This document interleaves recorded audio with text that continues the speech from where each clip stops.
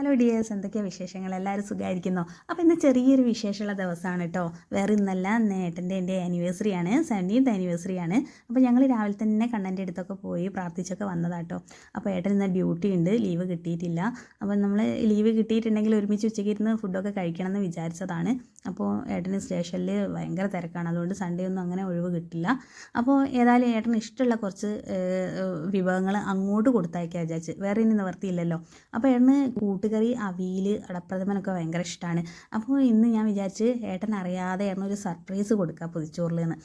അങ്ങനെ ഏട്ടൻ അറിയാതെ ഇതൊക്കെ റെഡിയാക്കുകയാണ് കേട്ടോ. അപ്പോൾ ഇത് ഉണ്ടാക്കാൻ ഞാൻ രാവിലെ എണീറ്റ് ഉണ്ടാക്കിയിട്ടുണ്ട്, പക്ഷേ ഇത് പാക്ക് ചെയ്യാന്ന് പറഞ്ഞാൽ വലിയ ടാസ്ക്കാണ്.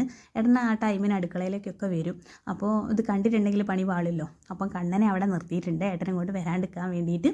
അപ്പോൾ എല്ലാം പാക്ക് ചെയ്യുകയാണേ. അപ്പോൾ ഞാനിത് രാവിലെ എടുത്ത വീഡിയോ ആണ്. അപ്പോൾ നമ്മൾ അമ്പലത്തിൽ ഇന്ന് തിരുവോണമാണ്. അപ്പോൾ കൃഷ്ണൻ ഏറ്റവും പ്രധാനപ്പെട്ട നാളാണല്ലോ.